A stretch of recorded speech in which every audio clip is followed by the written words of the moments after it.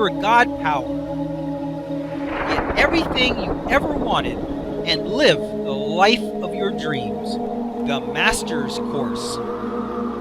Copyright 2010 by Richard Lee McKim Jr. All rights reserved. Let the quest for knowing begin.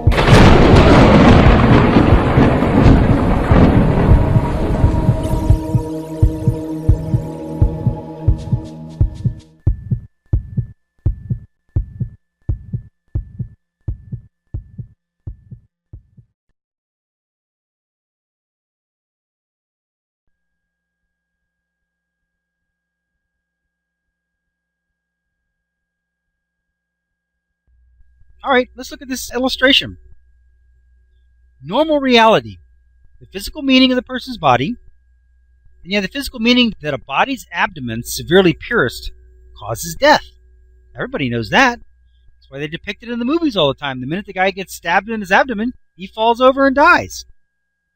Then you have the physical meaning that the body's abdomen was, in fact, severely pierced. The physical result, the man could die if not quickly treated by a doctor.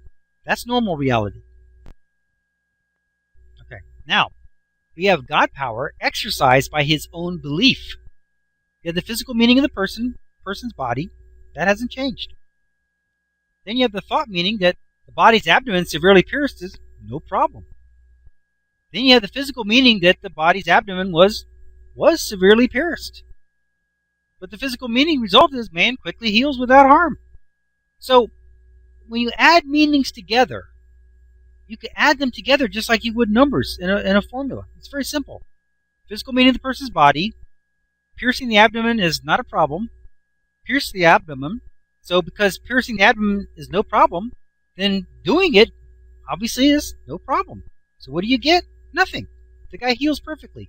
No harm. That easy. Here it says the ability has been elicited and activated in his own life experience. Once again, he's striking the tuning fork saying, I have this ability.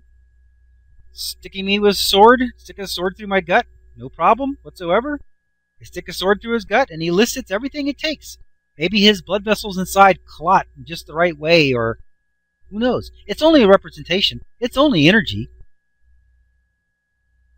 We don't know exactly how it did happen, but what we do know is it did not harm him. And when they x-rayed it, it was there. The x-ray showed the sword through his body, but it did not harm him whatsoever. That's reality. That's God power. Does this meet our definition of reality? Remember that we said, let's call reality that which someone can experience. If someone can experience it, it's reality. He had these experiences and many credible witnesses who validated that the experiences were real. Therefore, it was his reality. However amazing this feat was, it is not anything special for those who know that they are invincible. If you believe that your body can be harmed, then by your own meaning that you have asserted and confirmed by the use of your own God power, you make it so. But in real reality, the one where your body is only a representation, a projection for our pleasure, amusement, and experience, how can it be harmed? If you stuck a sword through the picture of the music player on the computer screen, do you think damaging the computer's monitor, which had the picture of the music player displayed on it, would in any way hurt the actual player? The picture is not the player. The music would continue to play anyway. Do you think that if you plunge a sword through the body of a holodeck character in a Star Trek episode, that the character would necessarily have to die? Or would it be possible that he could live? It boils down to a decision of whether the holodeck should represent a realistic reality or not. The body is not the human. It is your physical picture and realistic physical representative, which you use for this physical experience. Do you think that there is any way that your computer avatar and the Second Life world could be harmed? Is there any possibility that anything could happen to it? No, none whatsoever. Who knows, there may be some sort of thing that could happen, but as soon as you hit reset, you would be as good as new. How else could you have a physical experience when you are a non-physical being of pure energy? You have to represent yourself as physical matter. But that's not who you really are. That's your avatar in this world. It looks the way you made it look. It performs and looks like and acts like the real thing in a very realistic way. It's actually a pretty good system.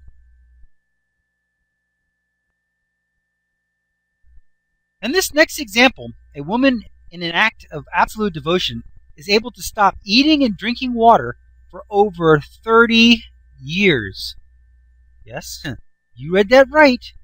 Because she transferred a disease from another person to herself, she was unable to use her throat. So, it was either create the ability to stop eating and drinking, or die.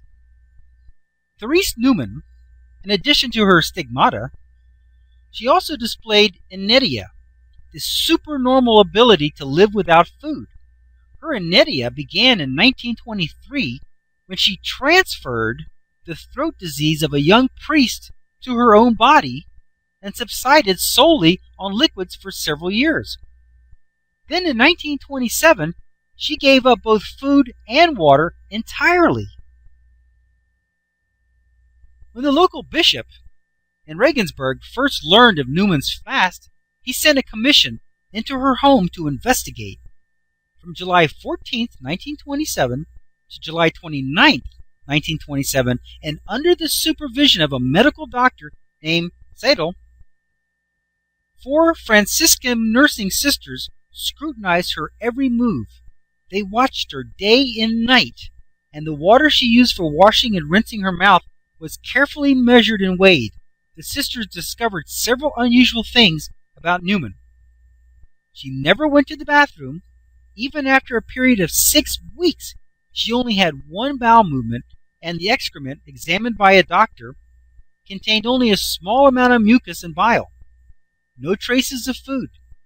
She also showed no signs of dehydration, even though the average human expels about 400 grams, 14 ounces, of water daily in the air he or she exhales, and the like amount through the pores. Her weight remained constant. Although she lost nearly 9 pounds in blood during the weekly opening of her stigmata, her weight returned to normal within a day or two. At the end of the inquiry, Dr. Seidel and the sisters were completely convinced that Newman had not eaten or drunk a thing for the entire 14 days. The test seems conclusive, for while the human body can survive 2 weeks without food, it can rarely survive half that time without water. Yet, this was nothing for Newman. She did not eat or drink a thing for the next 35 years. So it appears she was not only materializing the enormous amount of blood necessary to perpetuate her stigmata, but also regularly materializing the water and nutrients she needed to stay alive and in good health. And Nydia is not unique to Newman.